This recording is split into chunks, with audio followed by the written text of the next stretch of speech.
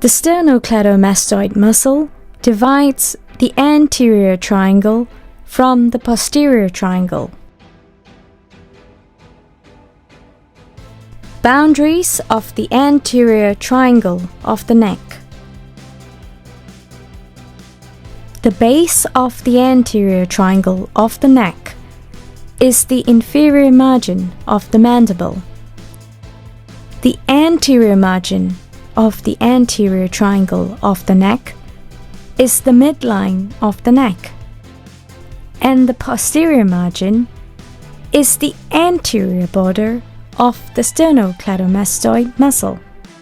The apex of each anterior triangle points inferiorly and is at the suprasternal notch. The anterior triangles are associated with structures such as the airway and the digestive tract, and nerves and vessels that pass between the thorax and the head. They are also associated with the thyroid and the parathyroid glands. Anterior triangle of the neck. Surface markings. Hyoid bone, vertebral level C2, C3.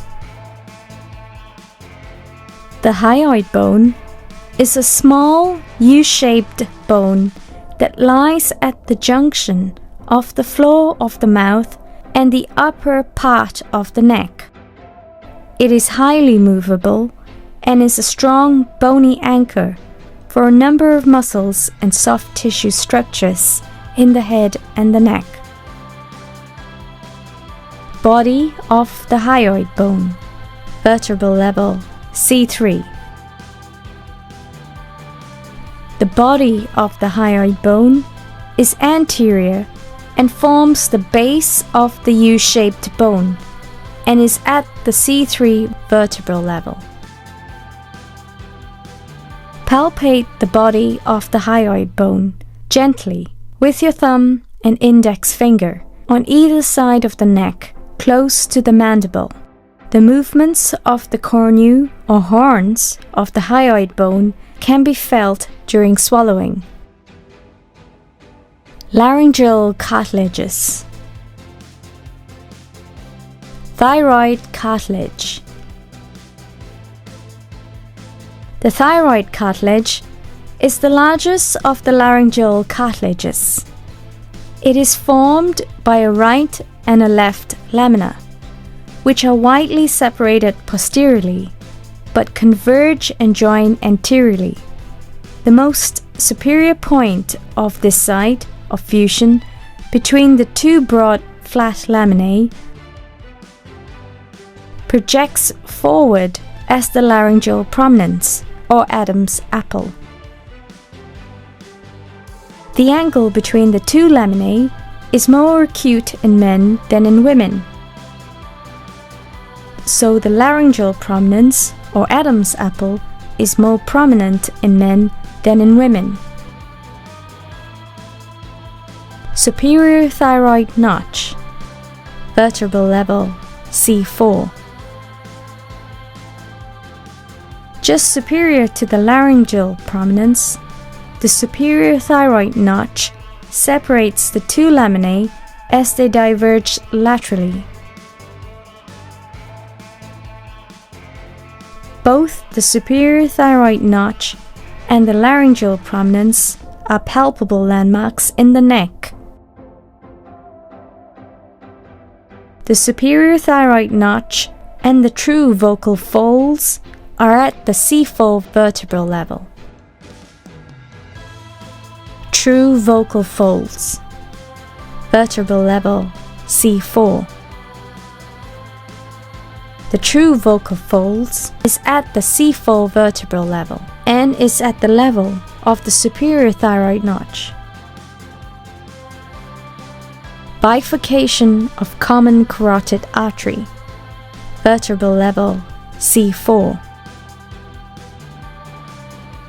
The bifurcation of the common carotid artery into the internal and external carotid arteries is also at the C4 vertebral level and is at the level of the superior thyroid notch and the true vocal cords.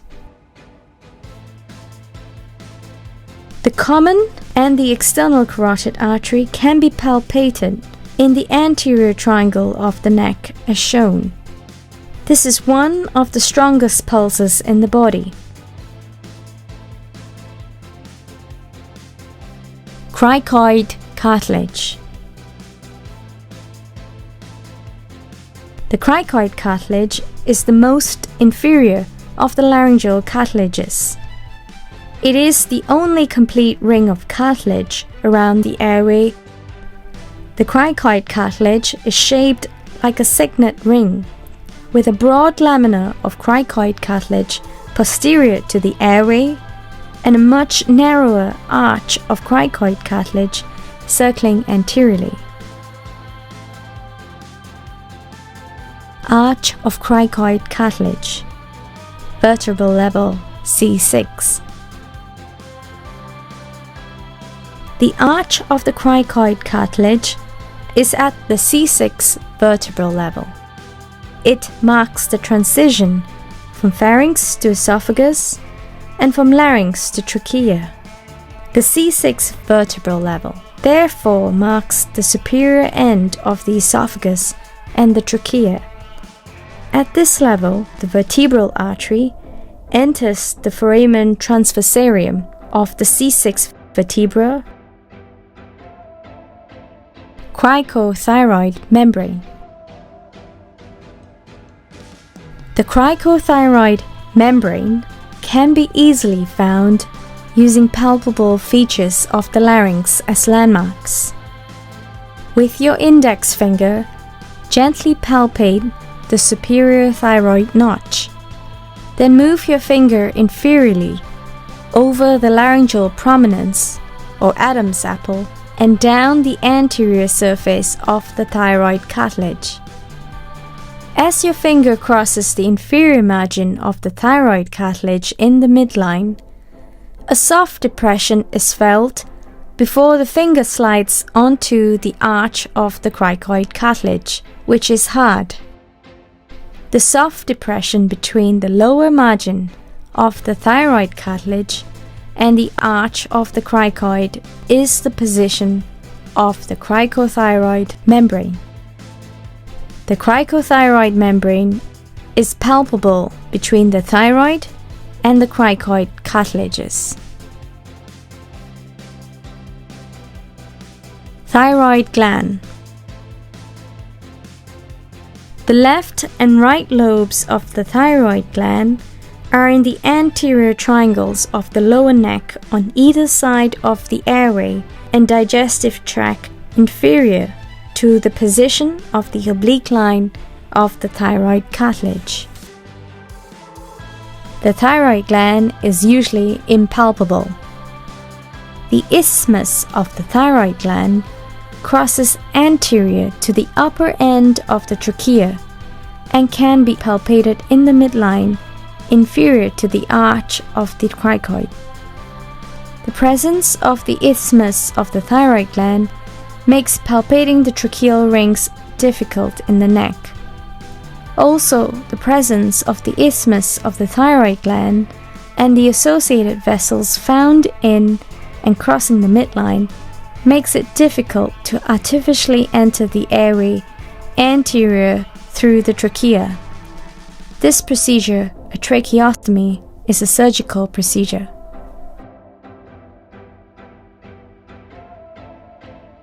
The trachea. Palpate the trachea. The aim is to locate the trachea and verify that it lies in the midline.